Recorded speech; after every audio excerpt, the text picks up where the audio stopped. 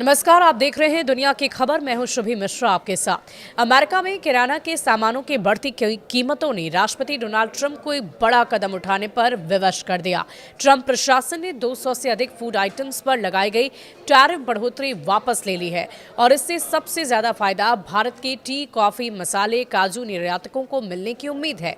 Experts का यह मानना है कि इससे भारतीय कृषि निर्यात में एक नई जान पड़ सकती है। ग्रोसरी प्राइस पर दबाव, ट्रंप को राहत देनी पड़ी। अमेरिका में लगातार बढ़ती ग्रोसरी कीमतों ने उपभोक्ता का असंतोष बढ़ा दिया है। बीफ समेत 200 से ज्यादा फूड प्रोडक्ट्स पर ट्रंप द्वारा लगाए गए अतिरिक्त शुल्क ने हालात और भी ज्यादा खराब कर दिए।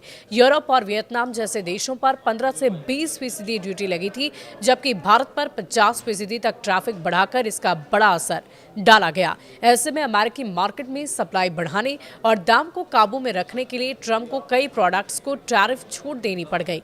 Federation of Indian export organisations FIEO के डीजी अजय साहा का कहना है कि करीबन 2.5 लाख से 3 अरब डॉलर के भारतीय एक्सपोर्ट्स को इस कदम से सीधा फायदा मिलेगा। टी, कॉफी, मसाले, काजू मिलेंगे बूस्ट और भारतीय कृषि निर्यात की रीढ़ माने जाने वाली टी, कॉफी, मसाले और काजू अमेरिका में नई ताकत के साथ वापसी कर सकते हैं। अधिकारियों के अनुसार ये कदम न सिर्फ मांग बढ़ाएगा बल्कि US इंडिया ट्रेड टॉक्स में भी सकारात्मक माहौल तैयार करेगा।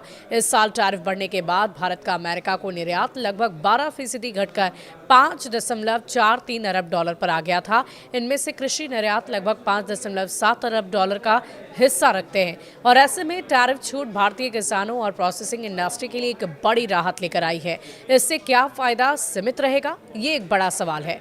देखिए, GTR के संस्थापक अजय श्रीवास्तव के अनुसार भारत को फायदा जरूर मिलेगा, लेकिन ये बढ़त सीमित होगी। कारण यह है कि भारत का कई टैरिफ छूट प्रोडक्ट्स जैसे टमाटर, सिट्रस फ्रूट्स, खरबूजे, केले और फ्रूट जूस में कमजोर मार्केट शेयर है।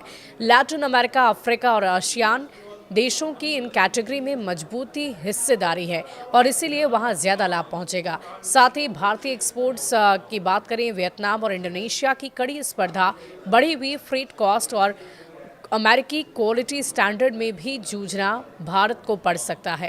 हालांकि चुनौतियां मौजूद है, लेकिन टैरिफ छूट भारत के लिए एक बड़ा अवसर लेकर आई है। एक्सपोर्टर्स का मानना है कि राहत शुरुआत है।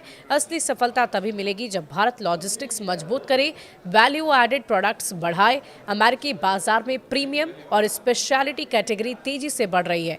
विशेषज्ञों का कहना है कि भारत अगर इन उच्च गुणवत्ता वाले सेगमेंट में आक्रामक रणनीति अपनाता है तो लंबे वक्त तक मजबूत बढ़त हासिल कर सकता है। टैरिफ छूट ने दरवाजा खोला है, अब भारत की बारी है कि वो इस मौके का कितना बड़ा लाभ उठाता है। आपकी क्या राय है इस पूरी खबर को लेकर और कैसे भारत को आगे की रणनीति बनाना चाहिए? आप भी कमेंट सेक्शन में लिखकर जरूर बताइएगा। शुक्रिया।